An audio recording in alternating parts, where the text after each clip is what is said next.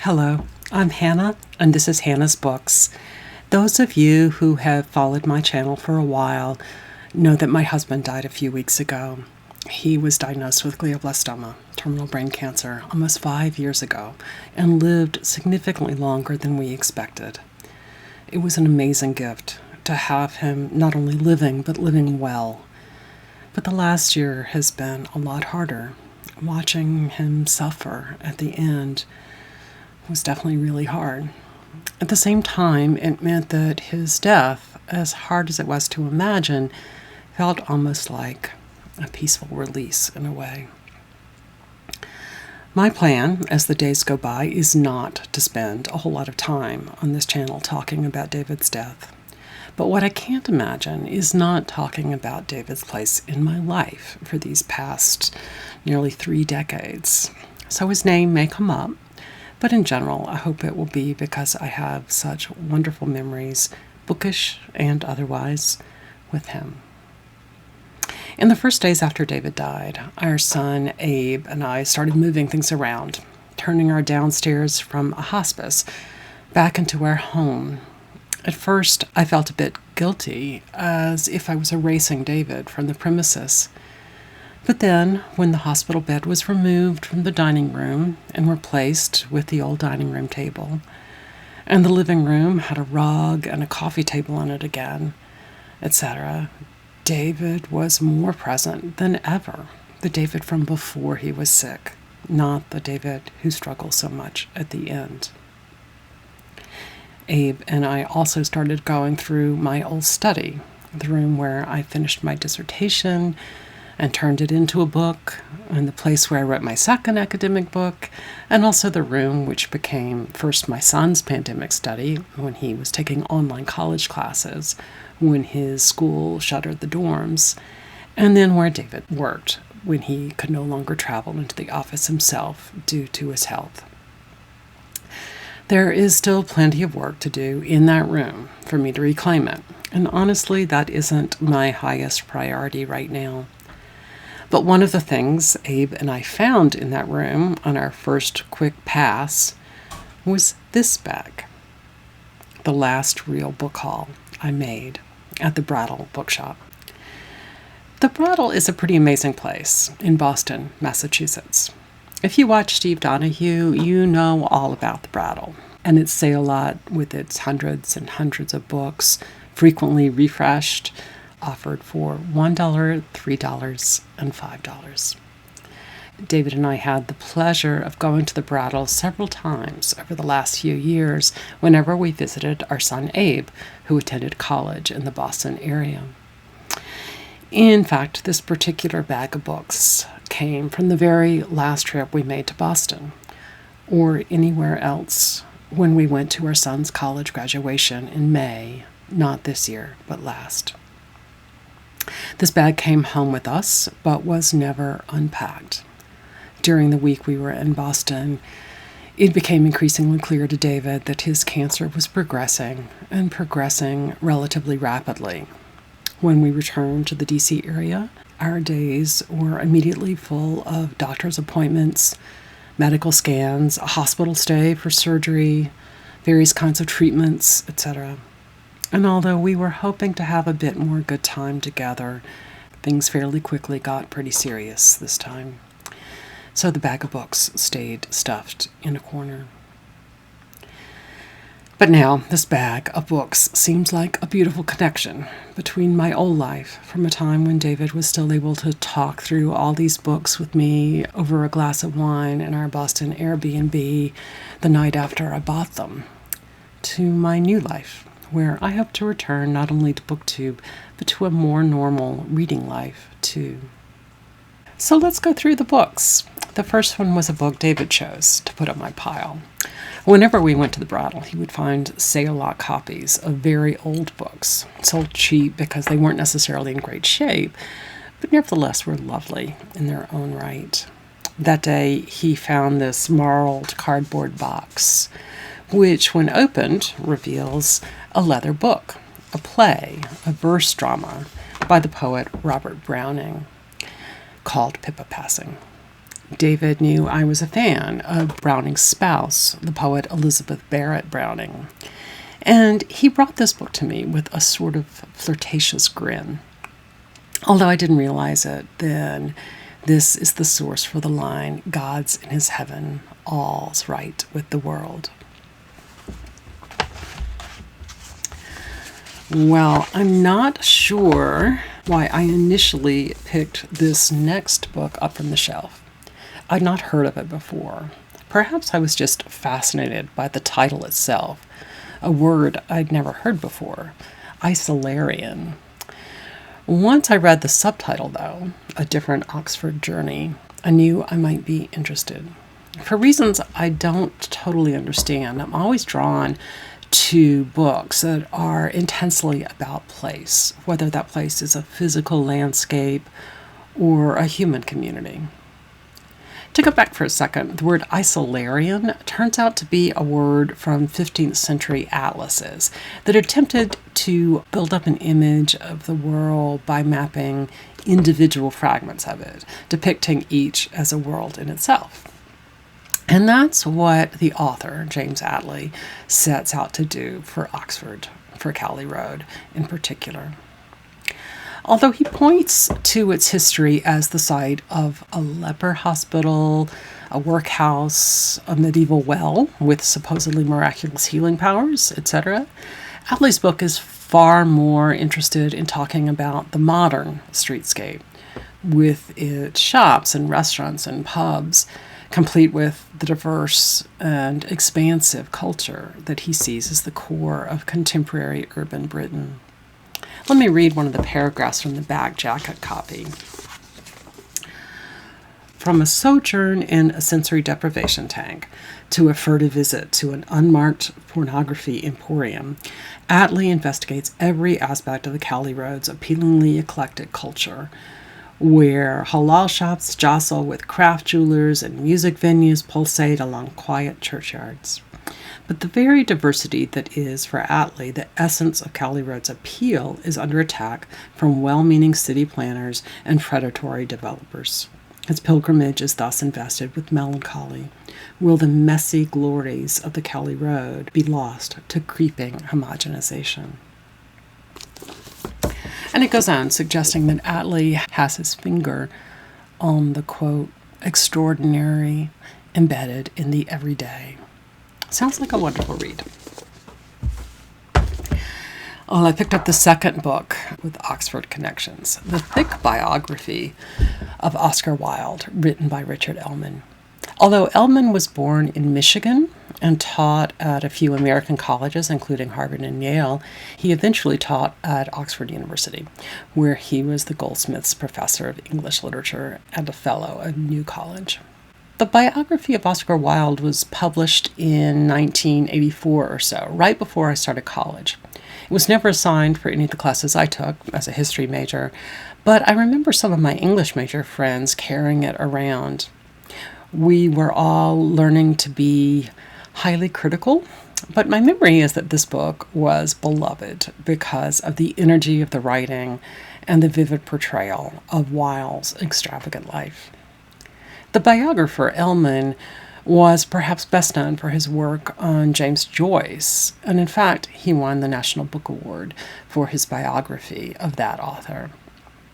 Richard Ellmann was married to one of the first major feminist literary critics, Mary Ellmann, who wrote not only academic work, but also for the New York Review of Books, The Atlantic, The New Republic, etc.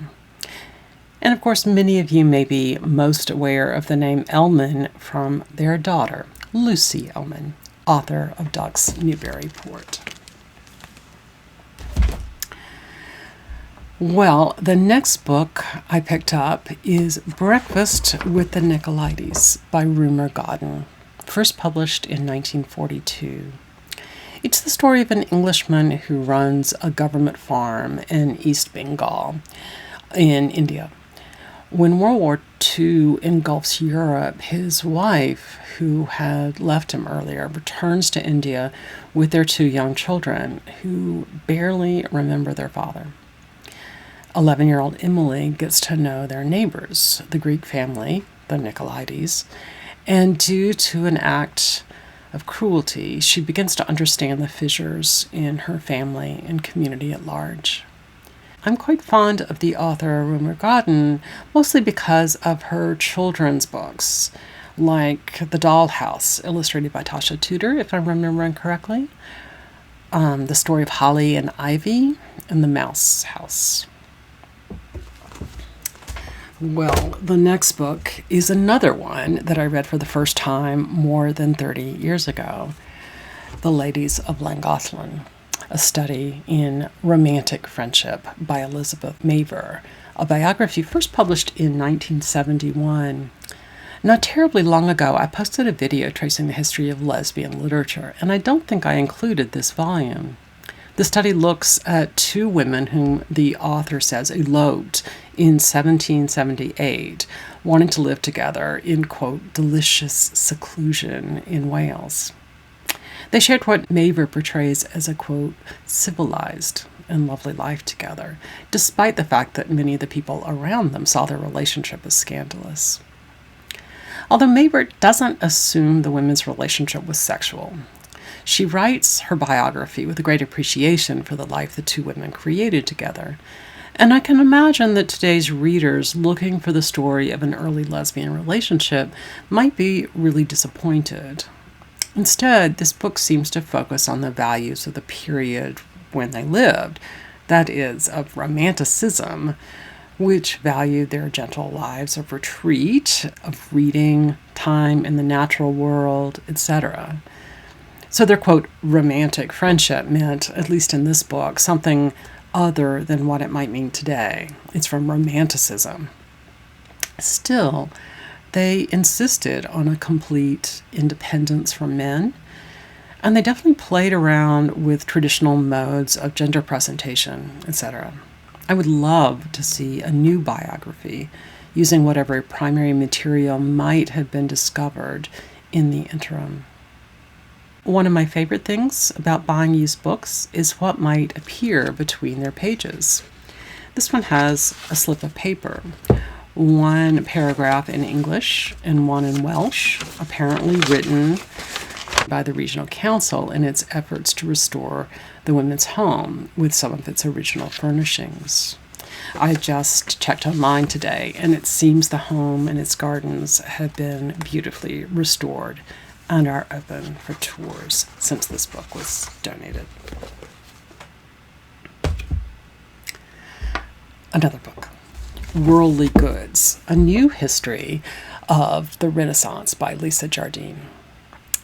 First, since I mentioned that I loved finding things stuck in used books, I'll mention that this one has a marketing bookmark from the Harvard Bookstore. Perhaps because it was initially bought there, or perhaps because the reader bought other books there and continued to use the bookmark. For maybe 35 years, I myself used the Harvard Bookstore bookmarks in some of my own books. But this particular book, Worldly Goods, didn't come out until the mid-1990s. Although I'm never sure I actually accept her main argument, this book is a fantastic read. Full of photographs and snappy language, she argues that the European Renaissance laid the framework for not only what she calls exuberant multiculturalism, but also, quote, bravura capitalism. Between the creation of an international art trade and the growing market for printed books, she argues that this period was, quote, an opulent period full of material splendor and competitive acquisitiveness. The next book is not totally dissimilar. Like Jardine's book, this one also focuses on material goods, but in a very different place with a very different point.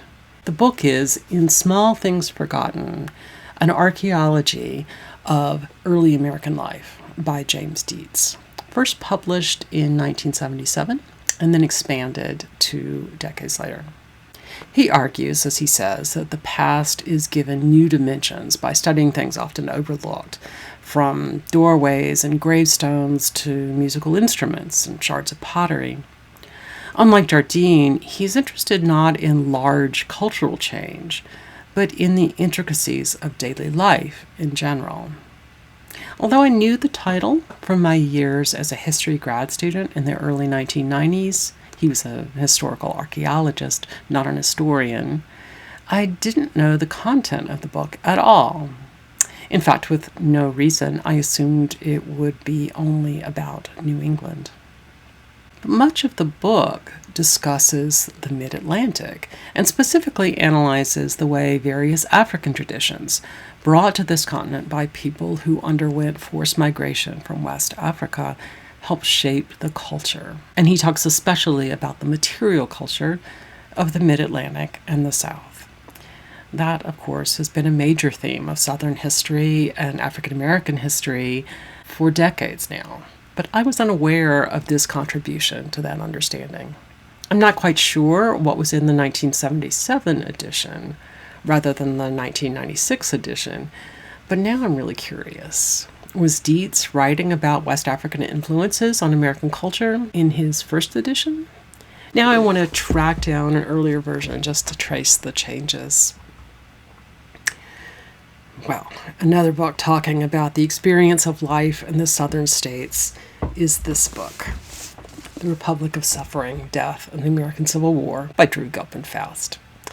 This is not my only copy of this one. I have one signed by the author, my graduate advisor. But when I saw it on the cart out in the Brattle sale lot, I couldn't help but pick it up. Who taught me the term reading copy? Was it a booktuber? It might have been. Well, this one can be my own reading copy to keep me from writing more and more notes in the margins of my original copy, or it might be a copy I pass along to a fellow reader at some point.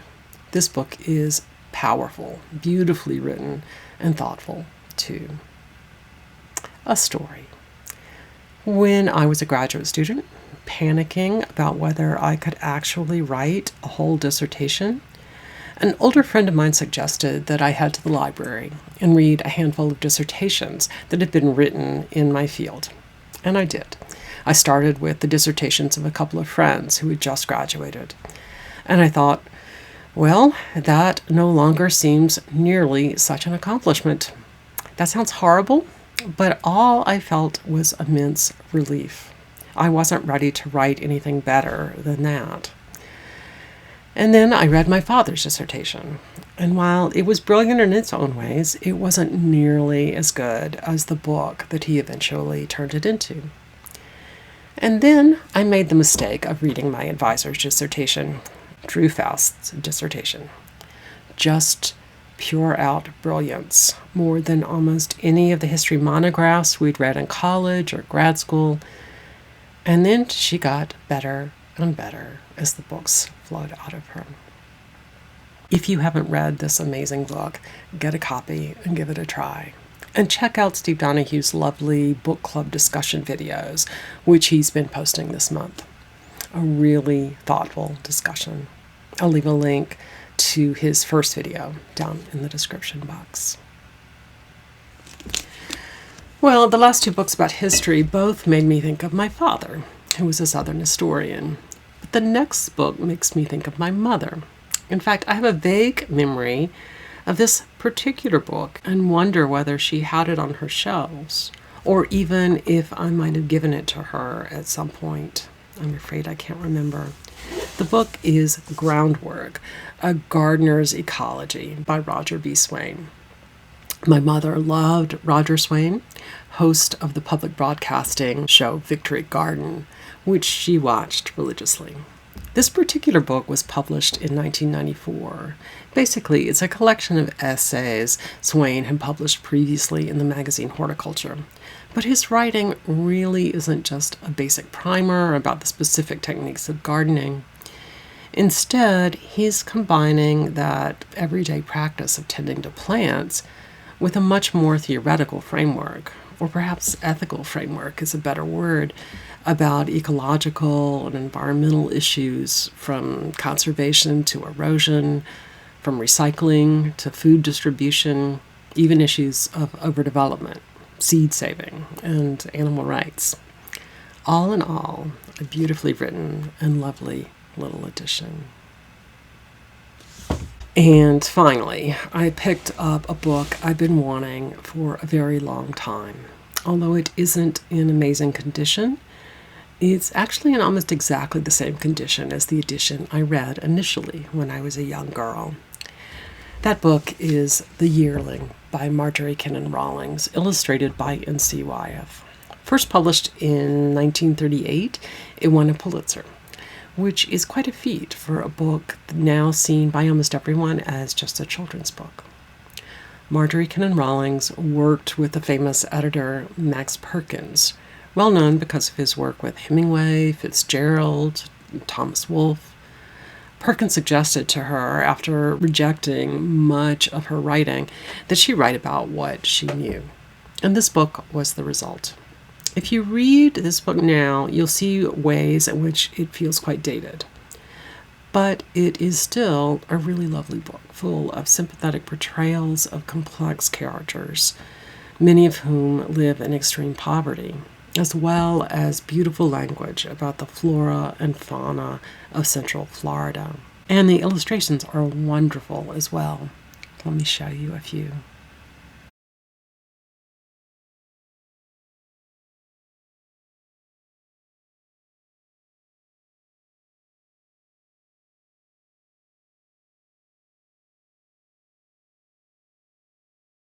Incidentally, if you're interested in reading this book yourself, I also strongly encourage you to look at the relatively new biography of Rawlings, written by Anne McCutcheon and entitled The Way She Wished to Live. I wrote a review of it for Deep South magazine, and I'll leave a link to my review down in the description box. Well, that will do it for today. But I want to tell you how much I appreciate all the comments and emails I've received over the last many months. This is definitely a sad time, but it feels really wonderful to be back on BookTube, talking about books as well as starting to catch up with so many of your channels. Thank you for all you give me. I have a fairly full calendar for the rest of this week, but I'll see you again soon here on Hannah's Books.